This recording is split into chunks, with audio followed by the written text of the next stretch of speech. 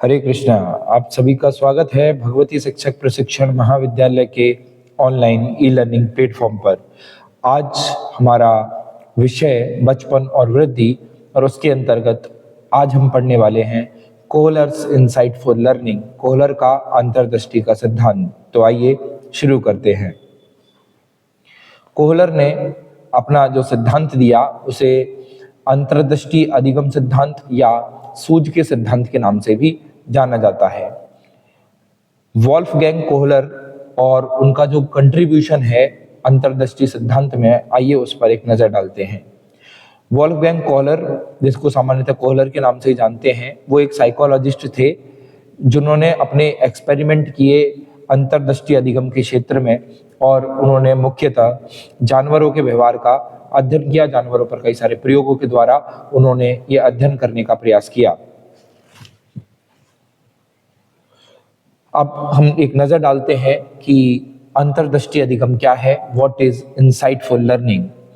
Insight learning जो है वो एक प्रकार का एक टाइप है अधिगम का, एक अधिगम का ही प्रकार है, या जिसको हम समस्या समाधान का तरीका भी कह सकते हैं, जो कि एक अचानक से all of a sudden through understanding the relationship of various parts of a problem rather than through the trial and error. जिस प्रकार से थॉर्नडाइक का प्रयास और त्रुटि का जो सिद्धांत है, जो तरीका है, उसके विपरीत यहाँ किसी एक समस्या पर ध्यान देते हुए, फोकस करते हुए सडनली अचानक से उस समस्या का समाधान प्राप्त हो जाना, और जो कि हमारे अंदर से ही आता है, इसे इंसाइटफुल लर्निंग कहा गया है। यहाँ पर हम एक एग्जाम्पल से इंसाइटफुल लर्निंग को समझ सकते हैं। यहाँ कहा गया है कि यहाँ पर ये जो बॉक्सेस दिखाई दे रहे हैं, ये वर्ग हैं, स्क्वायर्स हैं, तो टोटल 5 वर्ग यहाँ पर हैं। 4 तो ये जो दिखाई दे रहे हैं और एक बड़ा वाला वर्ग। ये कह रहा है कि इनमें से आप कोई भी 2 लाइन को आप मिटाएंगे तो उसके बाद में आपके पास में 2 कंप्लीट स्क्वायर्स बचने चाहिए। तो देखिए इसको हम कैसे कर सकते हैं। हम सोचेंगे, विचार करेंगे, तो हमें यदि हम ये वाली 2 लाइन को, एक ये और एक ये को हटाते हैं, तो हमारे पास में एक छोटा वर्ग और एक बड़ा वर्ग बचता है। इसी तरह से हम या तो नीचे वाली की जगह ऊपर वाली भी हटा सकते हैं, तो ये वाली की जगह ये वाली, यानी कि एल शेप में, सीधा एल या एल शेप में अगर हम इसको हटाते हैं तो निश्चित रूप से हमें जो ये आंसर जो पूछना चाह रहा था वो आंसर हमें निश्चित रूप से प्राप्त हो जाएगा। आइए हम और बात करते हैं इस सिद्धांत के बारे में। The learning theory named as learning by insight in the contribution of Gestalt psychologist. जो गेस्टाल्ट के मनोवैज्ञानिक थे, एक्चुअल में मनोविज्ञान के अलग अलग स्कूल्स ऑफ साइकोलॉजी हैं, उनमें से एक है गेस्टाल्ट। गेस्टाल्ट किसी भी चीज को समूह में देखने की बात करता है, कि चीजों को एक ग्रुप में, एक समूह के रूप में एज ए होल देखा जाना चाहिए। तो वहां से इस थ्योरी का नाम दिया गया लर्निंग बाय इनसाइट, अंतर्दृष्टि या सूझ के द्वारा सीखना। गेस्टाल्ट साइकोलॉजी जो है वो शुरू हुई थी, जर्मन साइकोलॉजिस्ट थे जो कि नेचर ऑफ परसेप्शन का अध्ययन कर रहे थे, वहां से गेस्टाल्ट साइकोलॉजी का प्रारंभ हुआ। और वर्दाइमर, मैक्स वर्दाइमर जो है, उन्हें गेस्टाल्ट मनोविज्ञान का जनक कहा जाता है। वर्दाइमर के साथ में कोहलर, कोफका, कुर्ट लेविन, ये 4 जो लोग हैं, इन सभी को जो कि जर्मनी के रहने वाले थे, लेकिन बाद में इन्होंने अमेरिका में रहकर के काम किया, और इन्होंने जो भी इनके द्वारा किया गया कार्य है उसी को गेस्टाल्ट साइकोलॉजी के नाम से जाना जाता है। आइए अब थोड़ी सी बात करते हैं इस गेस्टाल्ट साइकोलॉजी का, थोड़ा सा परिचय हम प्राप्त करते हैं। मैक्स वर्दाइमर को इसका जनक कहा जाता है, और मैक्स वर्दाइमर के बाद में ये जो तीनों थे, कोहलर, कोफका और कुर्ट लेविन, इन्होंने इस पर काम किया। जो गेस्टाल्ट टर्म है ये जर्मन लैंग्वेज का टर्म है, और उसका मतलब होता है a whole thing, complete thing, पूर्ण, पूर्णाकार। That is the meaning of gestalt. इसमें बात आता है total composition. According to this theory, an individual learns an object as a whole, a single entity, not its parts or bits। यहाँ की इस theory में जो अधिगमकर्ता होता है वो चीजों को एक साथ में सीखता है, उसके टुकड़ों के रूप में उसे नहीं सीखता है। This theory can be summed up in the statement, the whole is greater than the sum of its parts। जो पूर्ण है वो सदैव उसके अंशों से बेहतर ही होता है, क्योंकि पूर्ण जो है वो कभी भी अंशों का प्रतिनिधित्व नहीं कर सकता है। तो आइए अब हम आगे देखते हैं। इसमें एक फेमस एक्सपेरिमेंट है यहाँ पर, जो कि कोहलर के द्वारा किया गया। सुल्तान नामक चिंपैंजी था एक, उसके ऊपर प्रयोग किया गया और बहुत ही फेमस हुआ मनोविज्ञान में। लगभग मनोविज्ञान को जानने वाला प्रत्येक विद्यार्थी इस सिद्धांत का जरूर से अध्ययन करता है।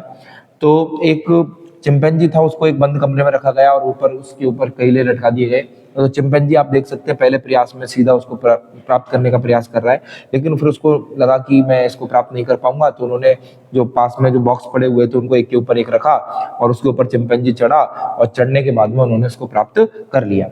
फिर जो है उसको लगा कोलर को किसको थोड़ा कॉम्प्लेक्स बनाते हैं, तो उसने कॉम्प्लेक्स बनाने के लिए अब क्या किया, 2 बॉक्स रखे और 2 बॉक्स से ही जो चिंपैंजी है वो उसने प्राप्त करने की कोशिश की, लेकिन नहीं हो पाया। तो वहां पर कुछ स्टिक्स थी और उस स्टिक्स को एक के साथ एक ऐसे जोड़ करके चिंपैंजी ने बड़ी स्टिक बनाई और उसकी सहायता से केलों को प्राप्त कर लिया। तो ये बताता है कि किस प्रकार से जो एक व्यक्ति है वो उस समस्या के समाधान तक, निष्कर्ष तक पहुंच सकता है यदि वो अपनी इंटेलिजेंस का यूज करता है। आइए कुछ देखते हैं कि इस सिद्धांत की शिक्षा के क्षेत्र में क्या उपयोगिता है, educational implications of the theory of insightful learning. This theory brings all the following important facts into limelight. इस सिद्धांत की वजह से कुछ जो सिद्धांत हैं, जो चीजें हैं जो प्रकाश में आई वो इस प्रकार है कि जो पूर्ण है वो हमेशा बेटर होता है उसके अंश से, इसलिए हमें किसी भी सिचुएशन को उसके पूर्ण रूप में देखना चाहिए, क्योंकि तब ही हम उस समस्या के वास्तविक समाधान तक पहुंच सकते हैं। क्योंकि यदि हम किसी समस्या को टुकड़ों में देखेंगे तो उसका जो एक ओरिजिनल एस्पेक्ट है, वो समस्या कितनी बड़ी है, क्या उस समस्या को हल करने का एटीट्यूड होना चाहिए, वो उसे डेवलप करना बहुत ही मुश्किल होता है। तो इसलिए गेस्टाल्ट साइकोलॉजिस्ट हमें सजेस्ट करते हैं अकॉर्डिंग टू देयर थ्योरी कि that we should focus on whole thing at a time. एक समय में हमें उस पूरे चीज को देखने का प्रयास करना चाहिए। The use of blind fumbling and the mechanical trial and error should be minimised. The learner should try to see relevant relationships and act intelligently. यानी कि जिस प्रकार से ट्रायल एंड एरर करते हैं उसमें एक तरह का ब्लाइंड फॉलोइंग होती है, यानी कि हम बस करते जा रहे हैं, मैकेनिकल वर्क हो रहा है कि पता नहीं कब आंसर आएगा और उसका कोई फिक्स वो नहीं है कि इतना ट्रायल करने के बाद में हमें आंसर मिल ही जाएगा। जबकि इसमें अगर हम चीज़ों की, समस्याओं के जो अलग अलग एस्पेक्ट्स होते हैं उन चीज़ों को हम वाइजली, इंटेलिजेंटली एक दूसरे से कनेक्ट करें, देखें, उसके सभी पक्षों पर विचार करें, तो निश्चित रूप से हमारे मन से इंसाइट निकलती है, हमारे अंदर से इंसाइट निकलती है और वो इंसाइट उस समस्या के समाधान तक हमें लेकर के जाती है। द पर्पस और motive plays a central role in the learning process. यहाँ पर बात आती है कि हम जो सीख रहे हैं, जो अधिगम कर रहे हैं, उसका उद्देश्य क्या है। यदि हमारा पर्पस क्लियर है, हमारा उद्देश्य क्लियर है, तो निश्चित रूप से उस उद्देश्य की प्राप्ति का मार्ग भी प्रशस्त हो जाता है। तो यहाँ पर बात की गई है कि प्रॉब्लम्स को as a whole, as a complete package हमें देखने का प्रयास करना चाहिए, तब जाकर के ही हम उस समस्या को समझ सकते हैं। आइए अब हम चर्चा करते हैं कि as a teacher, being a teacher, हमें इस इंसाइटफुल थ्योरी से, या हम कहें कि गेस्टाल्ट से, ऐसी कौन सी चीजें हैं जिन्हें हमें हमारी टीचिंग प्रोसेस में अप्लाई करना चाहिए। तो आइए एक नजर डालते हैं ऐसे महत्वपूर्ण बिंदुओं पर। सबसे पहले बात आती है लर्निंग मटेरियल की, सब्जेक्ट मैटर की। तो सब्जेक्ट मैटर जो है वो बच्चों को गेस्टाल्ट फॉर्म में, यानी कि पूर्ण रूप से एक साथ में बता दिया जाना चाहिए, ताकि बच्चे एक अपना लर्निंग एटीट्यूड सेट कर सके, उनको, टीचर को भी ये पता हो कि इस पूरे चीज को मुझे किस तरीके से समझाना है। तो जो कंटेंट है, content should be presented in a whole form before the students.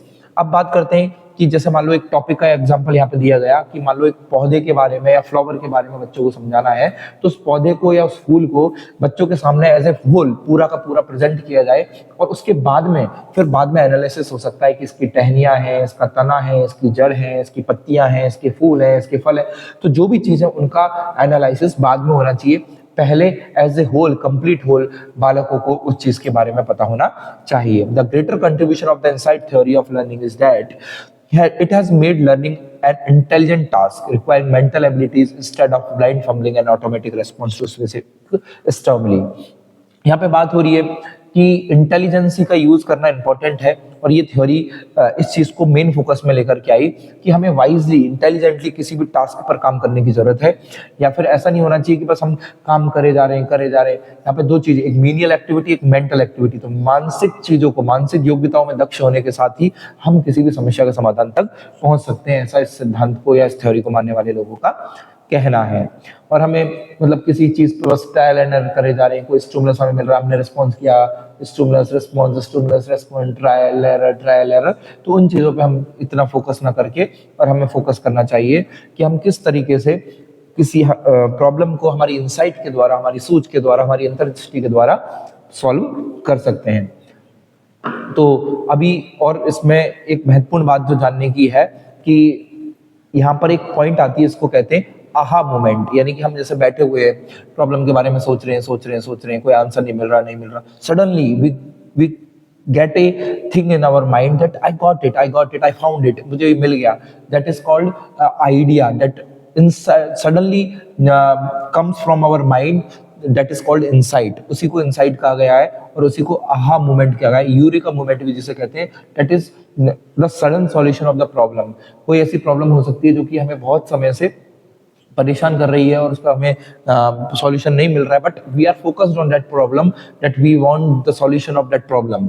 तो when we are sitting focusing on that problem, we can get a sudden response, sudden answer within our side, that is called insight।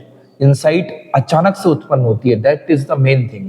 तो इस प्रकार से ये जो सिद्धांत है वो फोकस करता है कि चीजों को एज ए होल, समग्र रूप से अगर हम देखते हैं तो चीजों का जो आंसर प्राप्त करना है वो आसान हो जाता है और हमें बार बार ट्रायल एरर के चक्कर में नहीं पड़ना पड़ता है।